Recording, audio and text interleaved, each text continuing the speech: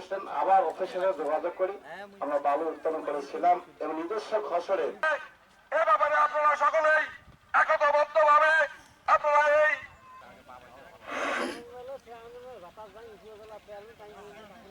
এই চক্রান্তের সঙ্গে জড়িত সর্বস্তরের মানুষকে নিয়ে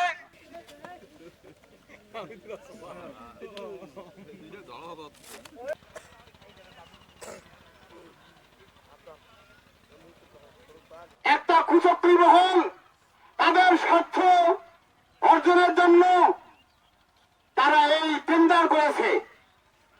সম্মানিত উপস্থিতি, আপনারা জানেন এই টেন্ডারের মাধ্যমে তারা এখান থেকে যদি বালু নিয়ে যায় তাহলে আবার এই এলাকার মানুষগুলিকে সর্বশান্ত করে ছাড়বে তারা।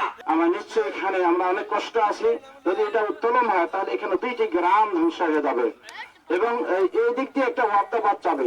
এই কিছুদিনের মধ্যে ওয়াক্তাপাত শুরু হবে। এই বাড়িগুলো সব কোথায় যাবে?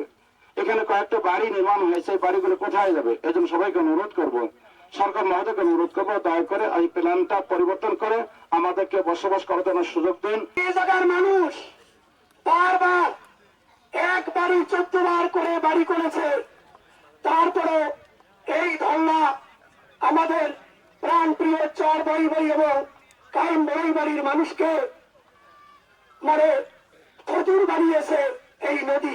জেলা প্রশাসক মহোদয়ের দৃষ্টি আকর্ষণ করব যাতে করে এই বালুটা উত্তোলন কার্যক্রম বন্ধ করে এবং এর পাশাপাশি নতুন করে বাঁধ নির্মাণের ব্যবস্থা করে যেন যাতে করে আমাদের এই নদী ভাঙনটি রোধ হয়।